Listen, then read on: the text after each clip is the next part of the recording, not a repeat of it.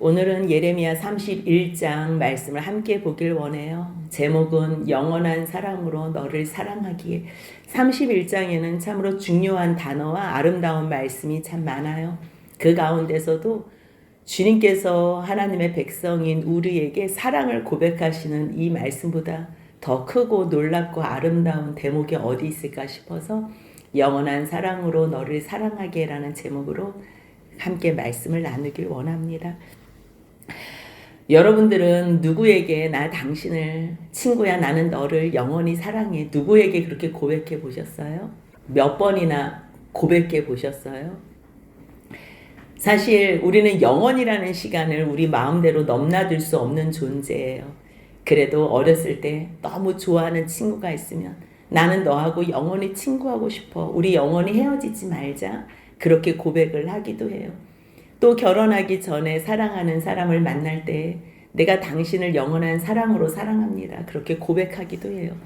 그 말에 책임도 못 지고 그 말을 실행도 못 하겠지만 그것이 가장 기쁨이기 때문에 사랑하는 사람은요, 사랑한다고 고백하는 게 기쁨이에요. 그랬을 때 당신을 영원히 사랑합니다. 그렇게 고백하는 그 대목을 주님께서 지금 죄 가운데 있는 이스라엘 백성들, 이제는 포로로 옮길 수밖에 없는 그러한 상황에서 주님의 마음은 변함없음을 말씀해 주세요. 사실 예레미야를 세웠다는 자체가 하나님의 위로하심이에요.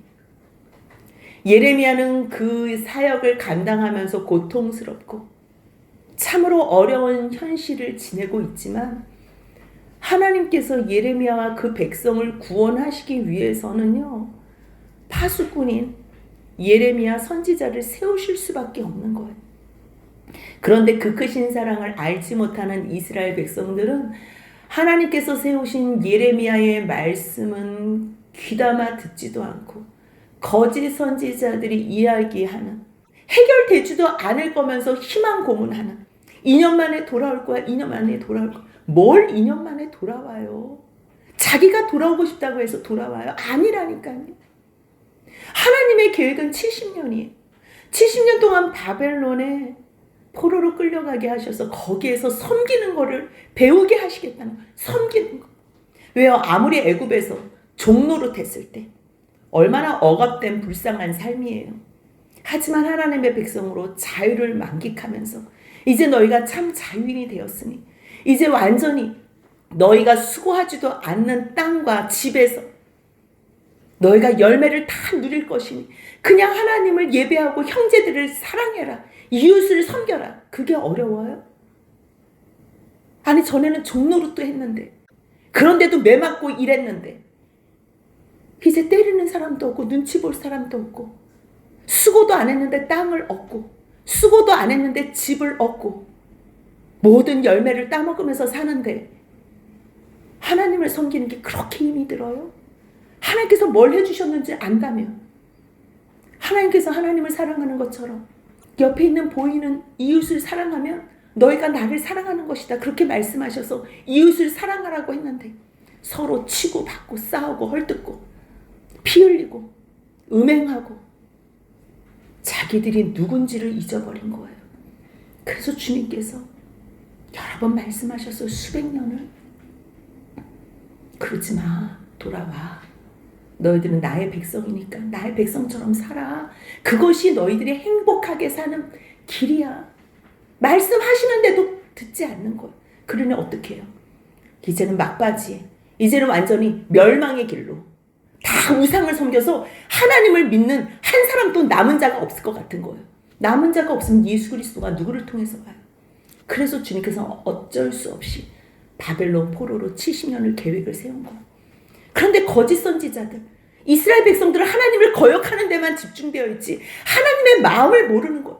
하나님께서 자기 백성을 구원하셔서 어떻게 거룩하게 만드실 것인지 관심이 없기 때문에 내가 오늘 편안하게 사는 거에 목숨을 거는 거예요.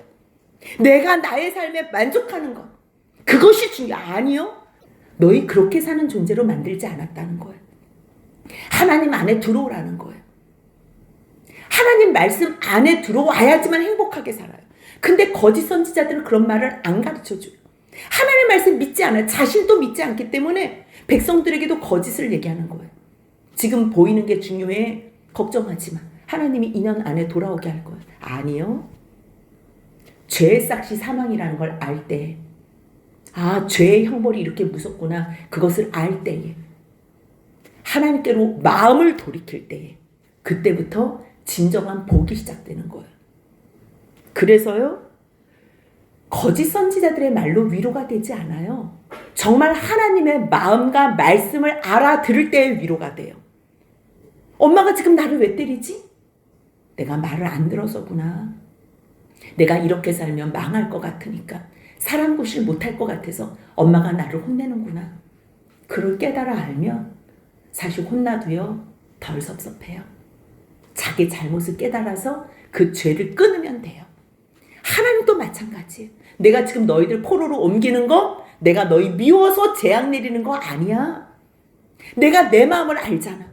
너희를 향한 나의 생각을 내가 알아. 내가 알아. 평안이야. 재앙이 아니야. 너희에게 미래와 희망을 주는 거야. 주님은 주님의 마음을 안다는 거예요. 지금 너희가 잘 먹고 잘 산다고, 지금 멋있다고 너희가 미래와 희망이 있는 게 아니야. 너희 그러다가 죽으면 끝이야. 끝이면 다행이지. 영원한 지옥이고 불못이야. 그렇기 때문에 너희는 내 안에 거야 돼. 내 밖에서는 너희가 살 수 없는 존재로 처음부터 만들었다니까. 왜 그렇게 만들었어? 아니, 그렇게 만들었어요가 아니고요. 우리의 죄가 이렇게 하나님을 싫어하게 된 거지. 여러분들, 사랑하는 사람이 있으면 그 안에 있을 때 행복하다니까요. 함께 있을 때. 내 마음이 변했기 때문에, 저 사람 마음이 변했기 때문에 그때부터 고통이 시작되는 거예요. 너 왜 나 사랑했어? 이거 말이 안 된다니까요.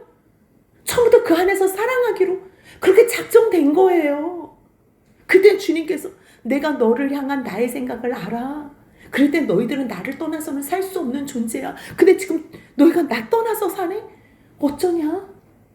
사람들이 감당할 수 없는 것, 세상에서 해결할 수 없는 문제들로 내가 너를 이끌어야지. 너가 나에게 부르짖어 나에게 와서 기도만 해. 그럼 내가 너의 기도를 들어줄게. 온 마음으로 나를 구해봐. 내가 너를 만나줄게. 너가 반드시 나를 찾아낼 거야. 그 말씀이 29장의 말씀이에요. 그러면 그 다음에 돌아오게 할게. 그래서 30장에서 뭐라 그래? 돌아오면 내가 너를 고쳐줄게. 30장부터 33장까지는 특별히 주님이 위로의 메시지를 예레미야를 통해서 해주세요. 거짓 메시지로는 위로할 수 없어요. 하나님의 마음을 알 때에 듣기 싫어도 그 말씀이 위로의 메시지가 되는 거예요. 30장에 뭐라고 말씀하세요? 돌아오게 해줄게. 하지만 너의 죄는 끊어야 돼. 그래서 환난 가운데 있는 거야. 하지만 너의 죄가 다 벗겨지는 날 내가 너를 환난에서 구원할 거야. 구원해내는데 너 아직도 죄지요? 구원해냈는데도 너 아직도 죄지요? 그거에 대해서는 내가 너를 그냥 넘어가진 않을 거야. 반드시 죄에 대해서는 징계할 거야. 왜요? 죄에 대해서 우리가 고통을 당해야지만 죄를 혐오할 수 있어요. 그래서 주님께서는요, 반복되게 죄 짓는 사람을 드러내요. 내가 실수 딱 한 번 실수인데도 그런 일은 없어요. 근데 계속적으로 반복해? 그럼 주님께서 그 죄를 끊게 하기 위해서, 그래서 고쳐주기 위해서 징계하는 거예요. 목적이요, 창피해주기 위해서, 죽이기 위해서 아니에요. 사실 드러나지만 않았을 뿐이지 모든 사람들이 다 거짓말하고 다 사기치고 다 도둑질하고 다 미워하고 그 죄를 다 끊어주겠다는, 그래서 다 드러내는 거예요. 드러내시는 거. 반드시 고쳐주기 위해서. 그런데 주님께서 그 고쳐주는데 어떠한 모습으로 고쳐주냐면, 하나님께서 내가 너희들을 찾아가서 돌아오게 하고 고쳐주는데 그 모습이 원래는 하나님과 하나님의 백성과의 관계잖아. 하나님과 하나님의 백성이잖아. 나는 너희의 하나님이 되고 너희는 나의 백성이 되리라. 그런데 잠깐만, 하나님과 백성이 뭐지? 그걸 몰라요. 한 번도 경험을 해보지 않았기 때문에. 하나님이 하나님이라는 게 뭐지? 그래서 그분께서요, 여러 가지 메타포를 사용하셔서 설명해요. 메타포는요, 그림 언어예요. 그림 언어를 메타포라 해요. 1절과 2절에서는 하나님과 백성, 그 정체성을 가르쳐줘요. 그래서 예레미야에게 하나님의 말씀이 임해요. 여호와의 말씀이 있느라. 여호와의 말씀은요, 무조건 이루어져요. 무조건. 우리 말은요, 우리가 실력이 없고 우리가 능력이 없어서 그 약속을 이루지 못할 때가 있어. 근데 하나님께서는 말씀하시면 이루세요. 왜냐하면 그분은 능력자시고 창조자시고 무엇을 다 가능하게 할 수 있는 전능자시기 때문이에요. 그분이 말씀하세요. 뭐라고요? 내가 이스라엘 모든 종족의 하나님이 되고 그들은 내 백성이 되리라고. 이미 벌써 애굽에서 내가 너희들을 구원할 건데 시내산 언약을 하시잖아요. 너희 나의 백성이 될래? 그들이 뭐라 그래요? 예 그래요. 예 백성이 되겠습니다. 그래서 31장 2절은요. 애굽에서 칼에서 벗어난 백성이 광야에서 은혜를 입었는, 광야에서 하나님께서 어떻게 너희들을 구원해냈는지, 왜 구원해내셨어요? 왜 애굽에서 빼내셨어요? 왜 건지셨어요? 애굽에서 왜 거기서 이끌어내셨어요? 광야에다 버리려고? 아니에요. 구원해내셨다는 것은 마지막 목적지가 있어요. 이스라엘로 안식을 얻게 하기 위함이에요. 구원하셨으면 마지막 안식, 이것까지 가야 돼요. 주님은 이미 벌써 너희들이 밟을 땅 이미 벌써 준비해 놓으셨어요. 근데 그 땅은 누가 밟아야 돼요? 이스라엘 백성들이. 하나님께서 주셔도 믿음으로 거기까지 가는 거는 누가 해야 돼요? 이스라엘 백성들이. 인도는 누가 하세요? 하나님이. 근데 걸어가야 되는 거는 누가 걸어가요? 이스라엘 백성. 제가 여러분들하고 같이 우리 성도님들 함께 청계산에 한번 가봅시다. 제가 이끌어가요. 인도해줘요. 물도 주고 간식도 주고 다 도와줘요. 근데 걸어야 되는 건, 발을 띄어서 걸어야 되는 건 누구예요? 우리 성도님들이에요. 인도는 해주지만, 다 도와주지만, 실질적으로 발을 띄어야 되는 거는 성도들 각자라는 거. 마찬가지. 하나님께서 애굽에서 구원하셔서 이스라엘 땅까지 인도는 해주세요. 하나님께서 싸움도 해주시고 능력도 주시고 만나도 주시고요. 모든 거 다 주시고 밤에는 불기둥으로 낮에는 구름기둥으로까지 하루도 쉬지 않고 인도해 주세요. 인도는 하나님이 해주시요. 그런데 나 안 가. 나 싫어. 그러면 걸을 수는 없어. 그것까지 하나님이 하실 수는 없어요. 그렇기 때문에 너희가 그곳에서 벗어나서 광야에서 내가 너희들을 어떻게 인도했는지 알지? 나는 너희의 하나님이고 너희는 나의 백성이야. 근데 그 하나님과 백성 사이에 3절부터 6절까지는요. 사랑하는 연인의 관계로 설명하세요. 하나님의 사랑을요. 한 가지로만 설명할 수 없어요. 왕과 백성, 하나님과 백성 이걸로만은 해결이 안 돼요. 그래서 주님은요. 연인과의 사랑, 누구와도 나눌 수 없는 최고의 사랑, 가장 안전한 온전한 사랑, 그 사랑을 3절에서부터 6절까지 말씀해 주세요. 3절만 같이 한번 읽습니다. 옛적에 여호와께서 나에게 나타나사 내가 영원한 사랑으로 너를 사랑하기에 인자함으로 너를 이끌었다 하였노라. 아멘. 내가 영원한 사랑으로 너를 사랑하기. 누구에게 이러한 사랑을 고백해요? 지금 지지리도 말 안 듣는 이스라엘 백성들, 하나님을 거역하는 이스라엘 백성들, 하나님한테 짜증내고 불평하고 원망하는 이스라엘 백성들에게 내가 너를 영원한 사랑으로 사랑해. 하나님이 뭐가 부족해서요? 우리 비유만 치고 우리 눈치 보고 그래요? 너무 사랑하시기 때문에. 그래서 뭐라고 부르는지 알아요? 처녀 이스라엘아. 이스라엘이 무슨 처녀예요? 이방신을 섬기고 우상으로 가득해가지고 이미 벌써 만진창이가 됐는데 그래도 너는 나에게 처녀야. 내가 너를 다시 세울 거야. 다시. 하나님은 그를 정결하게 할 수 있어. 과거의 죄를 완전히 깨끗하게 하실 수 있어요. 기억도 안 하세요. 내가 너를 다시 처녀로 맞이할 거야. 다시 너를 세울 거야. 그래서 너가 내 앞에서 속으로 다시 기쁨으로 춤추며 나오게 할 거야. 다시 사마리아의 산들에서 너희가 그 열매를 따먹기 시작할 거야. 다시. 그래서 파수꾼이 외치는 날, 너희들은 일어나라. 우리가 함께 시온에 올라가서 우리 하나님 여호와께로 나아가자. 그렇게 하는 날이 오겠다는 것. 그래서 3절부터 6절까지는 사랑하는 여인의 관계에서 하나님과 이스라엘 백성들의 그러한 사랑을 표현해. 그렇다면 7절부터 9절까지는요. 아버지와 자녀의 관계로 설명해 주세요. 아버지와 자녀. 아들이 집을 나갔어. 말을 안 듣고서 반역하고 나갔어. 그 다음부터 아빠는 어떻게 해요? 찾아요. 돌아올 때까지 찾아요. 그 찾아내시는 하나님을 사랑을 찬양하면서 야곱아, 너 기뻐 외치라. 왜요? 야곱을 위하여 왜 기뻐 외쳐요? 돌아오게 하신다는 거. 야곱 발 뒤꿈치를 잡는 자잖아. 남을 넘어뜨리게 하는 자예요. 그런 우리요, 소망을 가지래, 기뻐 외치래. 왜요? 여호와여 주의 백성 이스라엘의 남은 자를 주님께서 구원하시기 때문이라는. 얼마나 감사해요. 이 말씀을 전파하래요. 이 말씀으로 찬양하라는 거. 주님께서 어떻게 해주시기 때문에 우리가 이렇게 찬양할 수 있어요? 8절 같이 읽습니다. 나는 그들을 북쪽 땅에서 인도하며 땅끝에서부터 모으리라. 그들 중에는 맹인과 다리 저는 사람과 잉태한 여인과 해산하는 여인이 함께 있으며 큰 무리를 이루어 이곳으로 돌아오리라. 하나님께서 돌아오게 하시겠대. 그럴 때 그들이 울며 돌아온대. 아빠 말 안 듣고 나갔는데 아빠가 불러가지고 이리 와. 사랑하는 아들아, 사랑하는 딸아, 이리 와. 그래서 그 아빠의 사랑을 알았을 때 자녀들이 어떻게 하겠어요? 잘못했어요. 이제 말 잘 들을게. 이럴 거 아니에요.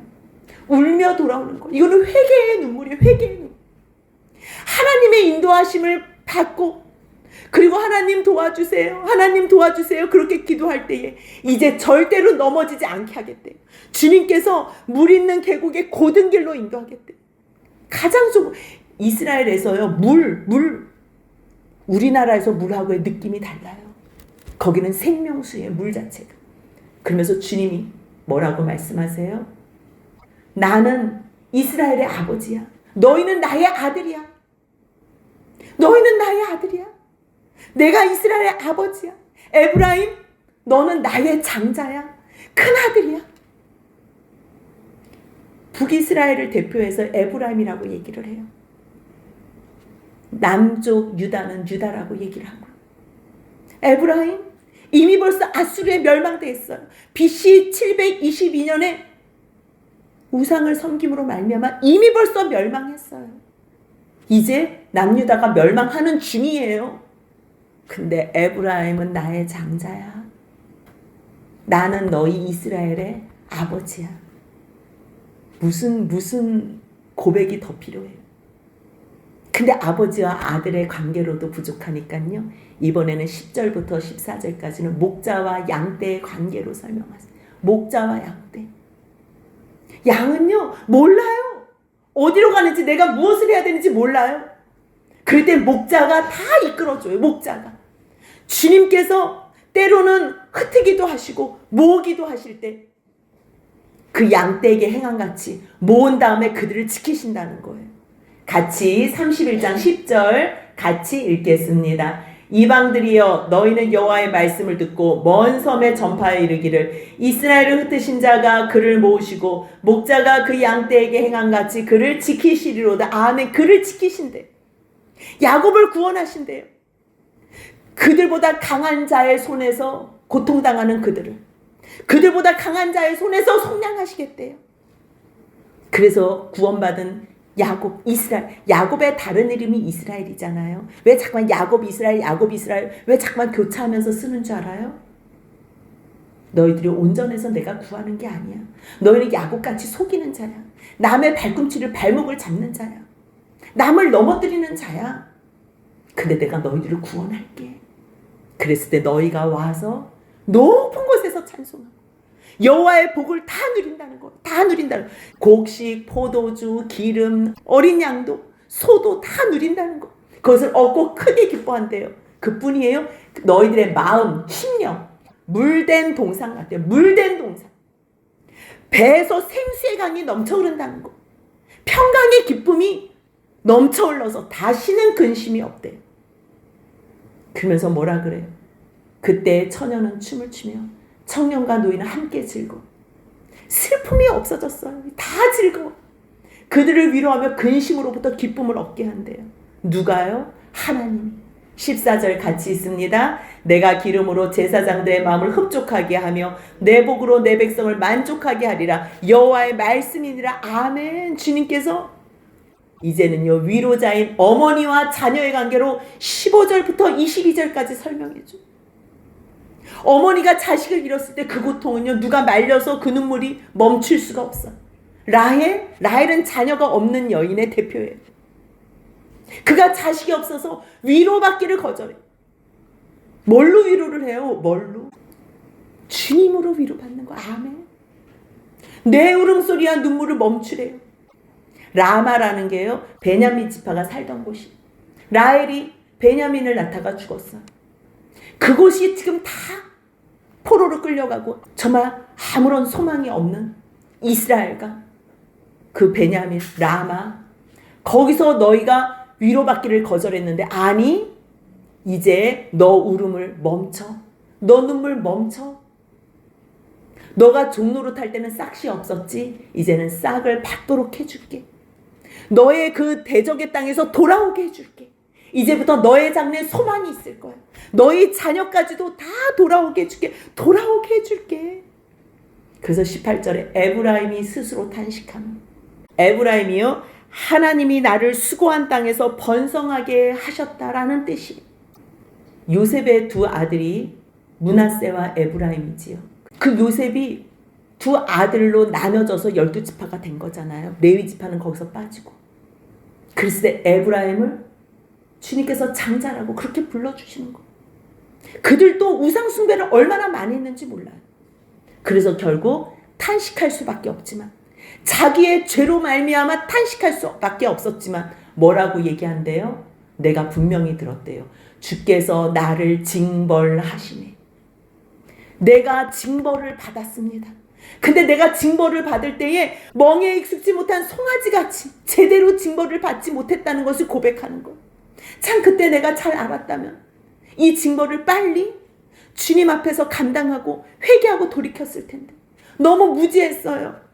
멍에 익숙하지 못해서 내가 어떻게 할 줄 몰라서 어리석게 징벌을 받았어요. 근데 주님은 나를 구원하시는 여호와 하나님이시지요. 나를 좀 이끌어주세요. 기도하는 거예요. 지금 이끄는 것도 하나님, 기도하는 것도 하나님, 돌아가는 것도 하나님. 아니에요. 잘못 배운 거예요. 내가 징벌받은 걸 아는 거예요. 어리석게 징벌받은 걸 아는 거예요. 그래서 에브라임이 스스로 탄식한다는 거예요. 이제 하나님의 사랑을 알아서. 그래서 기도하는 거예요. 주는 나의 하나님 여호와시잖아요. 주님 나를 구원해 주시는 여호와 하나님이시잖아요. 제발 나를 이끌어 돌이켜 주옵소서. 기도할 때에. 그래서 여러분들, 우리가 에스겔 36장 36, 37절 같이 봤잖아요. 주님께서 다 허락해 주신대요. 그래도 너희는 내게 구할지라. 그래도 너희는, 하나님이 다 인도해 주시고 다 구원해 주시고 영광 가운데 다 이끌어 주셔도 구해야 되는 거는 너희고, 회개해야 되는 거는 너희고, 탄식해야 되는 것도 너희라는 거예요. 이 18절은요, 하나님이 하신다는 게 아니에요. 하나님께서 다 이끌어 주시니까 회개도 하나님이 영을 주셔야지 하는 거고. 물론 맞는 말이지요. 근데 이미 벌써 다 주셨다니까요. 이제 내가 그 주신 것 앞에서 나를 돌아보며 탄식만 하면 돼. 탄식할 것은 나예요. 하나님의 사랑 안에서 하나님을 바라보면 그 하나님 앞에서 내 죄를 탄식할 수밖에 없다니까요. 그랬을 때 하나님 앞에 기도하는 거 뭐라고? 여호와여 나를 구원하소서. 나를 이끌어 돌이키소서. 그러면 내가 돌아갈 수 있습니다. 주님 내 힘으로는 안 됩니다. 기도는 해야 되잖아요. 기도는 18절이 기도예요.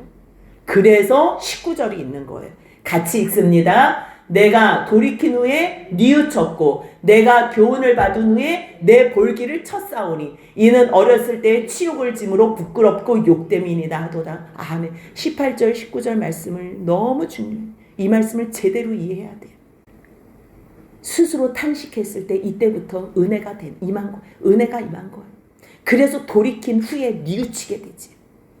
내가 교훈을 받은 후에 하나님의 사랑을 안 후에 내가 내 볼기를 친대요. 여러분들, 하나님이 때리는 것도 부족해서, 하나님이 징계를 내릴 때 내가 제대로 멍에 익숙하지 못한 것처럼 내가 징계를 받는 게 속이 상해서 너 그때 왜 그랬어? 왜 그랬어? 그러면서 내 볼기를 친대요. 왜요? 내가 어렸을 때부터 죄악 가운데 살았다는 것을 알게 돼서 너무 창피하고 너무 부끄럽고 너무 욕되기 때문에. 그러니까 주님께서 말씀하세요. 에브라임은 나의 사랑하는 아들, 기뻐하는 자식이 아니냐. 엄마들이 자녀를 혼낼 때는 많은 생각을 해요. 물론 아빠도 많은 깊은 생각을 해요. 근데 아빠들은 좀 무섭잖아요. 그래서 쟤를 매로 다스려야 되겠다. 남자의 성향으로 매로 다스려야 되겠다. 그래서 매로 때려요. 근데 엄마는요, 그 여성의 성향이기 때문에 제가 마음이 상하면 어떻게 하지?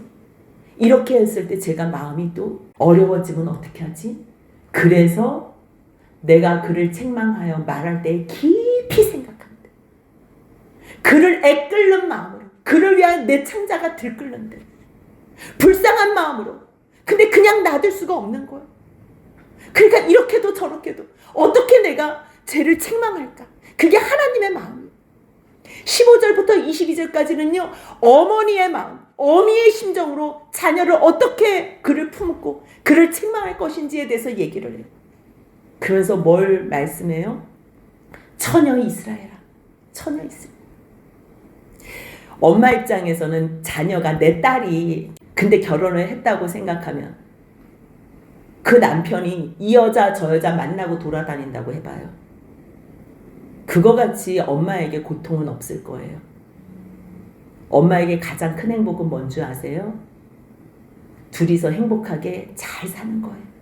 한 남자 한 여자가 둘이 만나서 행복하게 잘 사는 게 그게 어미 된 심정으로 가장 바라는 소원이에요. 마찬가지예요. 지금 21절 22절에서는 뭘 얘기하냐면 처녀 이스라엘아 너의 이정표를 세며 너의 편말을 만들어 큰 길 너가 전에 가던 길을 마음에 두라. 처녀 이스라엘아 너가 주님을 사랑했던 그 마음을 너가 다시 회복해라. 돌아와. 내 성읍에서 돌아오라. 너 언제까지 방황할 거야? 반역한다. 지금 봐봐요. 처녀 이스라엘아 그래놓고 반역한 딸이에요. 이스라엘은 반역한 존재예요. 근데 주님께서 뭐라고 불러요? 나는 너를 처녀라고 볼 거야. 그리고 한 남자 한 여자로 둘이 행복하게 살게 할 거야. 반역한 딸아 너가 언제까지 방황해서 이 남자 저 남자 이 여자 저 여자 형편없는 삶을 살래? 이제 내가 여호와께서 말씀해 이제 내가 여호와가 새 일을 세상에 창조하였나니 놀랍지 않아요? 이 세상이 얼마나 더러워졌으면요 한 남자와 한 여자가 사랑하지 않아요. 근데 주님께서 이제 내가 내 백성 가운데 새 일을 창조하시겠대요. 그게 뭐래요? 곧 여자가 남자를 둘러싸리 한 남자와 한 여자가 사랑하리라는 거예요. 정말 주님께서 위로자의 어머니로 자녀를 어떻게 사랑하시는지를 설명해 준 게 15절부터 22절이라면요. 23절부터 26절까지는 복 주시는 하나님, 복 주시는 하나님을 다시 설명하고 있어요. 나는 만군의 여호와 이스라엘 하나님이야. 내가 그 사로잡힌 자들에게 돌아오게 할 때 그들이 하나님을 향하여 찬양하게 할 거야. 이 말을 다시 쓰게 할 거야. 다시. 어떻게 해요? 곧 같이 읽습니다. 곧 의로운 저소여 거룩한 산이여 여호와께서 내게 복 주시기를 원하노라 할 것이며 아멘. 그래서 다시 너희들이 회복돼서 유다에서 다시 돌아와서 사는 거예요. 함께 누구하고요? 그곳 모든 성읍의 농부와 양떼를 인도하는 목자들과 다시 완전히 회복된다는 거. 완전히 지금 폐허가 된 사로잡혀서 1차 2차 포로 다 끌려가고 이제 3차 포로 남은 이 시점에서 다시 돌아오게 할 거야. 걱정하지 마. 유다와 모든 성읍의 농부, 양떼를 지키는 모든 목자들과 함께 거기에 살 거야. 그리고 너희 심령들 많이 피곤해졌지? 25절 같이 있습니다. 이는 내가 그 피곤한 심령을 상쾌하게 하며 모든 연약한 심령을 만족하게 하였음이라 하시기로 아멘. 주님께서 이렇게 말씀하셨어요. 얼마나 주님의 음성을 달콤하게 들으면서 행복한 시간을 보냈는지 자기가 자는지도 모르는 거예요. 내가 깨어보니 내 잠이 다 갔더라. 자, 얼마나 감사한지 몰라요. 31장은 특별히 하나님의 사랑의 고백이 담겨있는 아름다운 장이에요. 사랑하는 연인 관계로, 아버지와 자녀의 관계로, 목자와 양떼의 관계로, 위로자인 어머니와 자녀의 관계로 복 주시는 하나님으로 설명해 주세요. 이 하나님을 정말로 온전한 마음으로 받아들여서 정말 너희들은 내 안에 있어야지만 너희들은 행복할 수 있어. 그러한 주님의 고백으로 아멘. 주님, 저희도 그 사랑 안에 거해서 오직 주님만 사랑하겠습니다 고백하며 가장 행복한 삶으로, 성령 충만한 삶으로 살아드리는 저와 여러분들의 남은 인생이 되시길 주님의 이름으로 축복합니다. 아멘. 우리가 3가지 기도 제목 같이 한번 읽겠습니다. 첫 번째, 주님, 우리를 영원한 사랑으로 사랑한다는 주님의 마음을 깨달아 알게 하소서. 두 번째, 연인으로, 아버지로, 목자로, 어머니로 우리를 사랑하시는 하나님의 사랑 앞에 돌이키게 하소서. 세 번째, 돌아오라고 말씀하시는 주님 앞에 진정한 회개로 돌이켜 주님을 기쁘게 하는 삶을 살게 하소서. 아멘. 이 기도의 고백이 응답받는 주님의 백성들이 되시길 주님의 이름으로 축복합니다. 아멘.